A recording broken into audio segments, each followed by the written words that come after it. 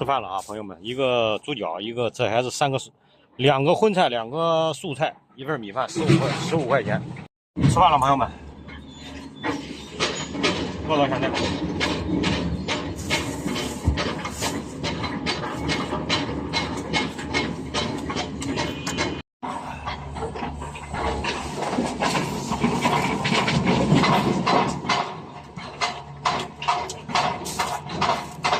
刚才去买盒饭的时候，他说就剩猪脚了，我说不可以，说什么都可以。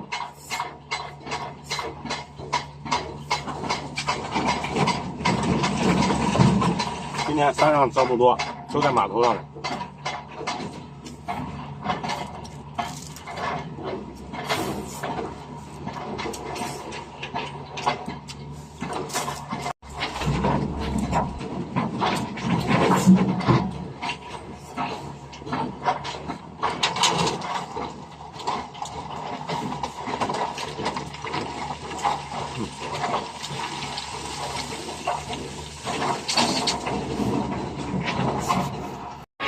下午的2点，我这个棚布叽扭嘎哇叽扭呱响得很，过来看一下怎么回事啊！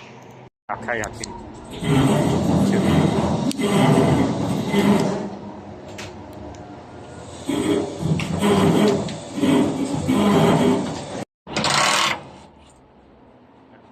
没有电头的好。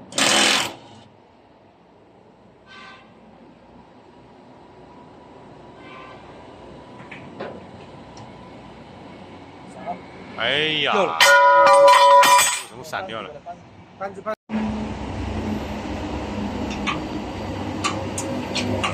新的，换了一个新的。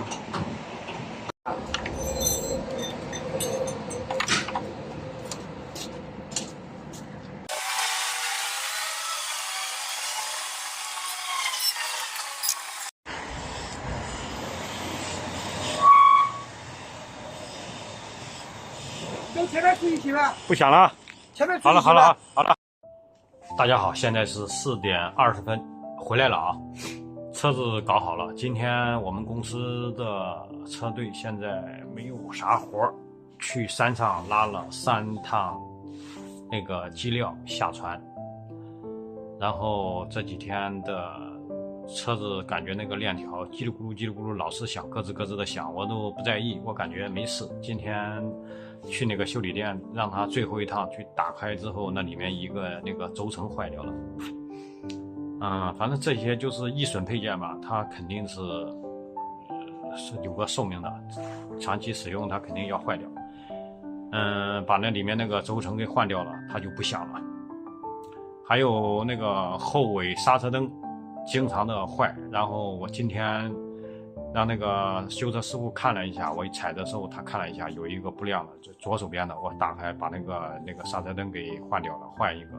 像这样的小毛病，自己能力所能及的能做的都自己做。如果去修理厂的话，换这个是主要是那个有那个工时费的，工时费加起来，比如说一个灯泡2块钱，可能在他那里换至少要20块钱。所以这些力所能及的是尽量自己做。还能学到一点东西。下一次如果同样的问题出来，一听声音一看都知道是哪个地方坏掉了。开大车需要学习的地方真的太多了。就是说怎么来说呢？隔行如隔山，想在这一行中干好，想把车开好，真的是学习的东西很多。好了，今天的视频就给大家说到这里吧，朋友们，我们下个视频再见，拜拜。